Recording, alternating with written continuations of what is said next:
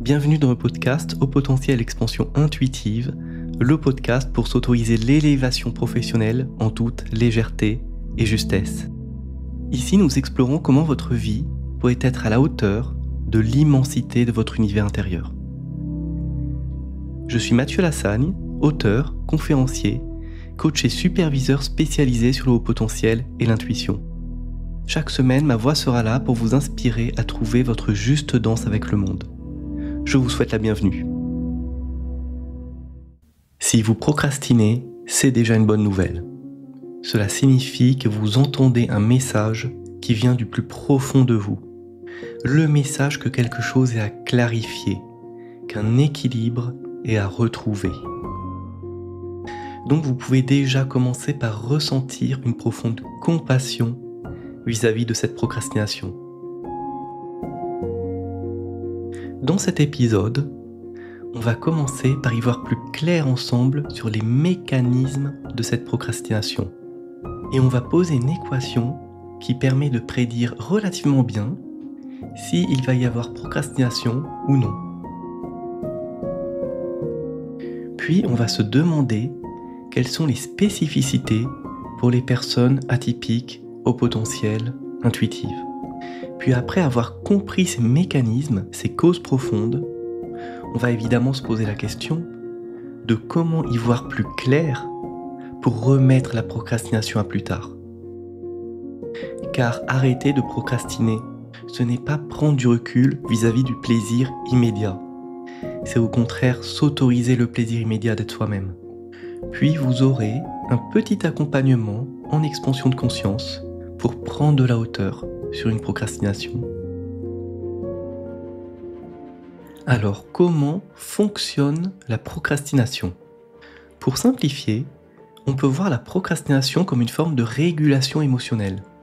Vous avez un choix à faire, une décision que vous devez prendre ou une simple tâche d'ordre pratique, et ça va créer un conflit entre des parts de vous parfois inconscientes.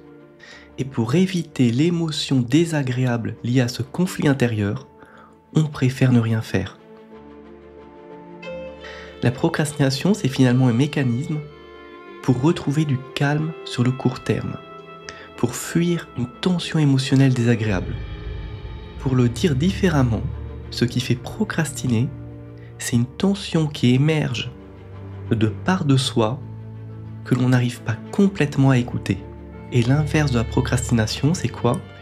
C'est une motivation intrinsèque qui implique qu'on y voit clair en soi. Alors tout notre sujet, ça va être logiquement de diminuer cette tension, de comprendre ce conflit intérieur et d'augmenter la motivation. Pour donner un exemple, qu'est-ce qui pourrait faire procrastiner ? Ce n'est qu'un exemple, mais vous pouvez bien sûr transposer. Vous avez demandé à l'univers une superbe opportunité professionnelle. Une opportunité qui serait enfin à la juste place, qui serait enfin à votre niveau. Et il se trouve que vous n'avez pas une opportunité mais deux. L'univers vous a trop écouté. Ce sont deux opportunités génialissimes et chacune vous amène dans un pays différent, finalement dans une vie différente. Et vous n'arrivez pas à les départager et vous devez donner la réponse dans une semaine. Ce sont des sujets qu'on a souvent réellement travaillé en coaching et il y a souvent la procrastination à choisir. Vous retrouvez 48 heures avant, vous n'avez pas encore donné la réponse parce que ça semble impossible. Et il y a trop peur de faire le mauvais choix, de ne pas avoir vu quelque chose de toxique dans l'une ou l'autre de ces opportunités, ou de ne pas avoir vu quelque chose de meilleur dans l'une ou l'autre de ces opportunités. La peur de faire une grande bêtise. La peur de faire un choix qui s'avérerait décevant et qui ferait regretter à vie le second choix. Vous allez voir tout à l'heure que pour ce type de choix impossible, la solution est évidente quand on y voit clair en soi. Qu'est-ce que ça va bien pouvoir être ? Donc si on ferme la parenthèse et qu'on continue à parler du fonctionnement de la procrastination, on a d'un côté la motivation intrinsèque et de l'autre une tension qui fait procrastiner. Chacun de ces paramètres se compose de différents éléments. D'après les études et d'après l'expérience, la motivation est proportionnelle à la probabilité de réussir la tâche en question, c'est-à-dire si c'est trop lointain, trop perché, trop grand, trop multiple, on comprend que c'est pas très motivant, ça semble lointain, et la motivation, évidemment, est aussi proportionnelle à la valeur du résultat que l'on souhaite obtenir. Valeur en termes de plaisir, en termes de sens, en termes d'alignement profond. Et les paramètres qui vont diminuer la motivation, qui vont augmenter la procrastination, c'est quand le délai avant d'obtenir cet état d'être que l'on souhaite est lointain, quand c'est loin dans le temps, c'est loin du cœur. Ce qui pèse aussi dans l'équation, c'est le besoin de satisfaction immédiate que vous pouvez avoir sur le moment et qui dépend aussi de la physiologie de tout un chacun. Et on a évidemment aussi ce qui pèse en faveur de la procrastination, ce sont les peurs rationnelles ou irrationnelles qui sont liées à la sortie de la zone de confort que ça va demander. Je vais écrire la petite équation de la procrastination en description de cet épisode. Vous pourrez consulter tout ça après l'avoir écouté, notamment pour faire un diagnostic de ce qui cause la procrastination sur un sujet. Maintenant, qu'est-ce qui se passe spécifiquement pour les personnes au potentiel intuitif ? Et donc, si l'on rappelle l'équation, la motivation augmente avec la probabilité de réussir, le plaisir et le sens obtenu une fois l'objectif atteint, et diminue avec le délai, le besoin de stimulation immédiate qu'on a en ce moment, et la peur de changer. Or, on peut commencer à dire que chez le haut potentiel, il y a un grand besoin de stimulation. La stimulation de l'enfant libre, qui a le droit de jouer, qui a le droit de créer, de se connecter au plaisir des 5 sens. Vous avez besoin de beauté, de vous sentir vivre, de sentir que vous êtes dans une juste danse avec la vie. Une danse stimulante, joyeuse, alignée. Vous avez un besoin de vous sentir en vie qui est à la hauteur de votre sensibilité. Donc ça pèse dans l'équation et en même temps c'est une bonne nouvelle. Vous allez être obligé de choisir quelque chose qui vous crée une réelle motivation intrinsèque. Ce qui pèse aussi souvent, quand le faux self est encore important, c'est qu'il y a une faible tolérance à l'erreur. Tout engagement est parfois perçu comme un risque. La probabilité de succès est évidemment sous-évaluée et on a un perfectionnisme qui entretient la fuite. Et je vous invite vraiment à écouter mon épisode sur le perfectionnisme. Un sujet connexe qui pèse dans l'équation, on va avoir l'anticipation anxieuse qui voit toujours le pire. Tout engagement va impliquer une surcharge émotionnelle que vous préférez éviter. Toute sortie de la zone de confort est dangereuse.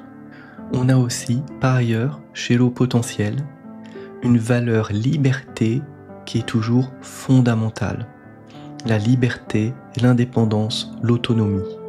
Et c'est quand il y a souvent une sensation de manque d'autonomie ou de sens que ça dope la procrastination. Et surtout quand vous êtes une personne surdouée intuitive, il y a une ouverture, une flexibilité cognitive qui augmente mécaniquement la probabilité de procrastination. Parce que vous pensez en arborescence, dans tous les sens, vous prenez en compte énormément d'informations.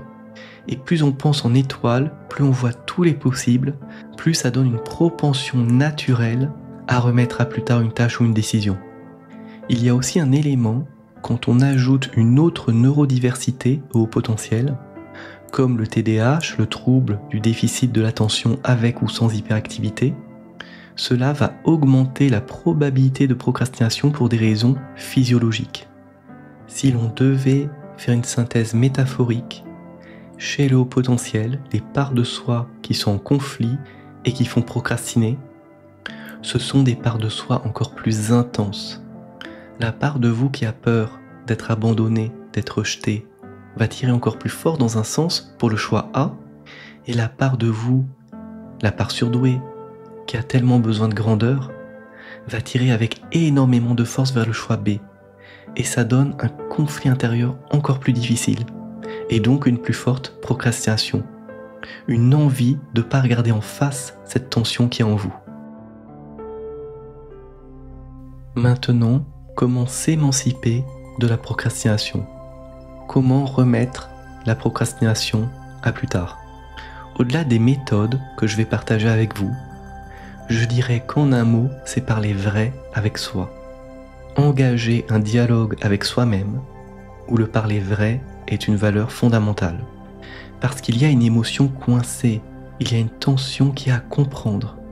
C'est souvent un appel du plus profond de vous-même, d'une part de vous qui demande à être connectée, qui demande à être mise en lien avec les autres parts de soi, qui demande à être vue, qui demande à être considérée, même s'il s'agit d'une tâche anodine qui vous fait procrastiner. C'est finalement au fond comme une alarme qui vous demande de vous rappeler qui vous êtes, qui vous demande de vous réveiller et de vous dire « Ah, c'est ça ma mission de vie.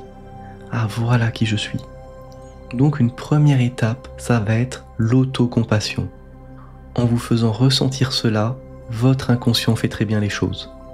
Après, comme un chercheur ou une chercheuse, je vous invite à prendre du recul pour regarder cette procrastination. Et s'il y a de la honte, de la culpabilité, c'est déjà intéressant, parce que ça veut dire que le faux self est dans le jeu. Typiquement, on va avoir le faux self qui va résister à l'intuition de la part surdouée qui est en vous. Ce faux self, c'est la petite fille ou le petit garçon intérieur qui a besoin d'être rassuré, parce qu'il a peur, vous le savez bien, de ne pas être aimé, d'être rejeté, d'être abandonné.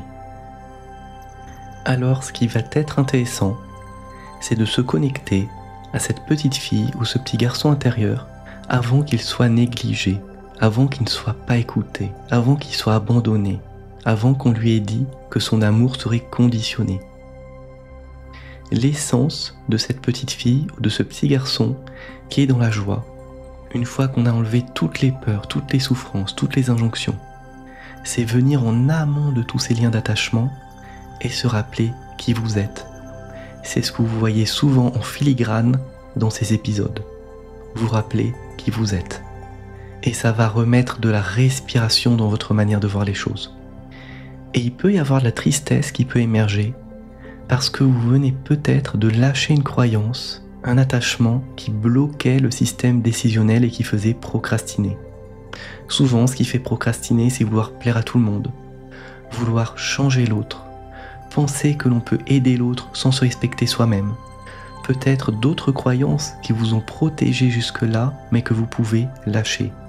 Une procrastination, c'est une croyance qui a envie de partir. Un élément central va être aussi l'acceptation. Même en tant que multipotentiel, vous êtes sur cette terre pour une mission de vie et pas une autre.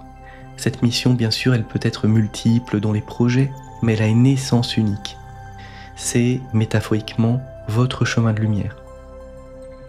Et parfois, une ombre vous demande de vous éloigner, en activant la petite fille ou le petit garçon suradapté ou rebelle. Il y a des ponts en or qui peuvent vous être faits pour vous éloigner de votre chemin de lumière. C'est ce qu'on appelle les tests de l'univers. Une superbe opportunité, mais qui vous rend un peu moins libre. Un devoir familial, comme par hasard au moment de faire évoluer votre carrière. Une ombre va lancer une attache. Et derrière cette tension, il va convenir d'accueillir la tristesse de devoir couper avec vos ciseaux magiques ce lien qui tente de vous attacher et qui vous éloigne de votre chemin. Et alors, même si c'est une tâche administrative, en prenant suffisamment de recul pour voir que ça fait partie de votre chemin de lumière, vous allez le faire naturellement. Parce que vous avez écouté toutes les parts de vous. Parce que vous avez pris du recul pour y voir clair. Après, en aval, on a toutes les techniques pour optimiser cette équation. Par exemple, si cette tâche à faire est comme un gros rocher, vous pouvez le décomposer en petites tâches ridiculement faisables, sans que ce soit honteux, et en acceptant que ça prenne peut-être plus de temps que prévu. Et je parle vraiment de petites tâches ridicules, qui enlèvent toute peur, qui enlèvent tout engagement. Comme j'accompagne beaucoup d'auteurs, un exemple que vous pouvez transposer, c'est l'écriture, et ce fameux syndrome de la feuille blanche. Vous pouvez commencer par exemple par écrire quelques mots au hasard, mais vraiment au hasard, du type « je ne sais pas quoi écrire »,« je ne sais pas quoi faire »,« je ne suis pas inspiré ». Simplement l'écrire. Mine de rien, c'est déjà une mise en action. Puis après, vous pouvez faire l'exercice parmi ces mots que vous venez d'écrire, Quel est le mot qui vous parle le plus intuitivement? Et sur ce mot, vous pouvez écrire quelques lignes, sans chercher à voir la suite, sans chercher à voir comment ça va se brancher sur votre projet d'écriture. Et de proche en proche, alignez les petites actions ridiculement faisables jusqu'à ce que le projet soit abouti. La seule chose qui importe, c'est comme dans une carrière, c'est de passer à l'action d'abord et de redémarrer la machine à confiance en soi. Et puis après, d'ajuster par essai et erreur. Il y a tout ce qui est ancrage également, qui peut être très intéressant selon votre fonctionnement, bien sûr. Par exemple, s'il est 9h et que je prends mon café, alors j'ouvre une page et j'écris 3 lignes.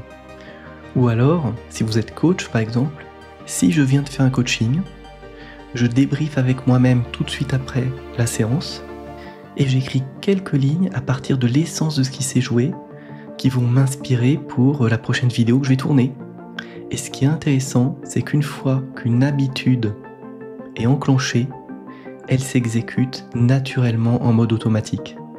En coaching, comme dans ces épisodes, il y a toujours la partie coaching de performance, c'est-à-dire comprendre le cerveau du haut potentiel, comprendre le mécanisme de la procrastination, c'est important, c'est la base. Et on a la partie coaching en expansion de conscience, c'est ce qui marche vraiment, parce que c'est l'approche qui parle le langage de la personne intuitive.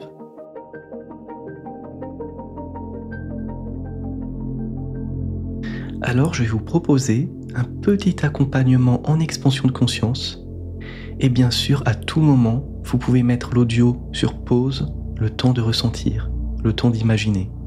Je vous propose de visualiser un sujet procrastinant et comme en expansion de conscience, le temps n'existe plus, vous allez aller dans le futur pour vous connecter à la sensation que vous aurez quand le choix sera fait, quand cette action sera réalisée. Et ressentir cet état d'être que vous souhaitez et qui est déjà là. Je vous laisse le temps de vous connecter aux couleurs de ce futur qui est déjà là. Et le faux self peut résister et vous pouvez l'accueillir. Il va dire à quoi ça va servir. Et bien sûr, en séance, on accueille aussi le faux self. Il se dit, je sais pas encore quel est vraiment mon objectif. Ou je ne vais pas m'autoriser à ressentir maintenant ce plaisir infini d'être moi-même alors que j'ai pas assez avancé. C'est-à-dire qu'en réalité, vous avez le pouvoir de choisir ce que vous ressentez et le faux self, il en a peur de ce pouvoir. L'essence d'une transformation au fond, c'est quoi? C'est réussir à tolérer que cet état d'être que vous souhaitez atteindre est déjà là, que vous êtes une personne parfaite, que vous êtes une personne légitime par le simple fait d'exister, et que peut-être que la matérialisation concrète de cet état d'être, elle est encore dans le futur, mais c'est déjà là. Si on prend par exemple les étoiles, quand il fait jour, on ne voit pas les étoiles. Elles sont dans le futur, dans quelques heures, quand il fera nuit. Mais intrinsèquement, ces étoiles, vous sentez qu'elles sont là. Il en est de même pour cet objectif que vous souhaitez atteindre. Il est déjà atteint, il est déjà là. Il y a simplement quelque chose qui vous aveugle ponctuellement et qui va partir. Peut-être que vous pouvez vous reconnecter à cette sensation d'être chez vous dont on a parlé lors du dernier épisode sur apprendre à s'aimer et vous autoriser à jubiler de cet état d'être qui est là, de cette âme que vous êtes. Et ça ne veut pas dire qu'on fait un déni de la réalité.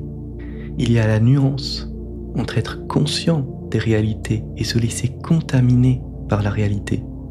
Or, ce qui se passe à l'extérieur leur appartient. C'est là, bien sûr, c'est à prendre en compte, mais ça leur appartient.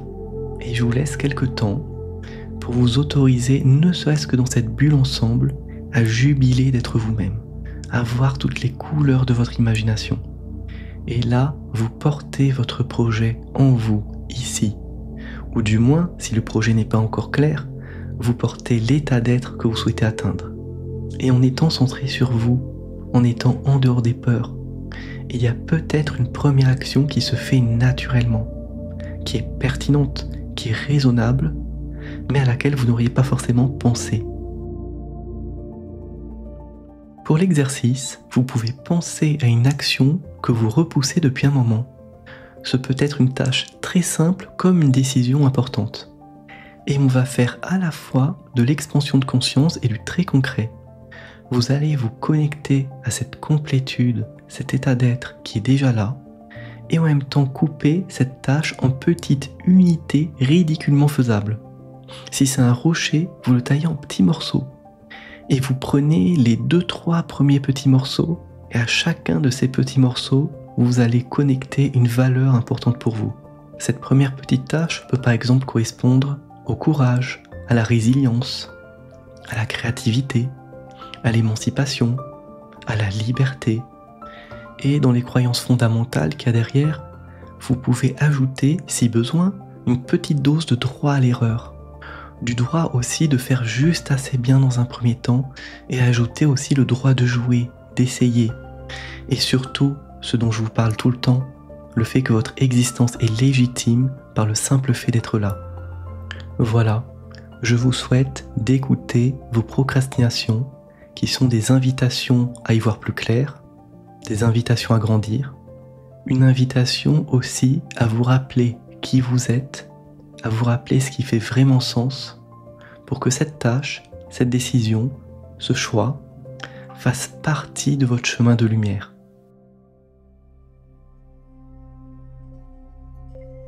Si l'on reprend l'exemple du cadre, qui est face à ce choix impossible entre deux opportunités extraordinaires, en se rappelant qui il est, en se rappelant du petit garçon qu'il a été, il va se rendre compte qu'il y avait un des choix qui était tout aussi beau sur le papier que l'autre, mais c'était une beauté théorique. Ce n'était pas sensitif, ce n'était pas émotionnel. Alors que l'autre choix était le bon, en y voyant clair, en regardant derrière l'image que l'on peut se faire des choses, en regardant concrètement, au jour le jour, la vie que ça allait donner, l'état d'être que ça allait apporter. Merci d'avoir pris ce temps pour vous autoriser à exister un peu plus. Si ce que vous avez entendu résonne, je vous invite à partager cet épisode, à en parler, à le soutenir, à laisser quelques mots ici ou ailleurs. Je vous invite aussi à vous abonner pour être informé du prochain épisode.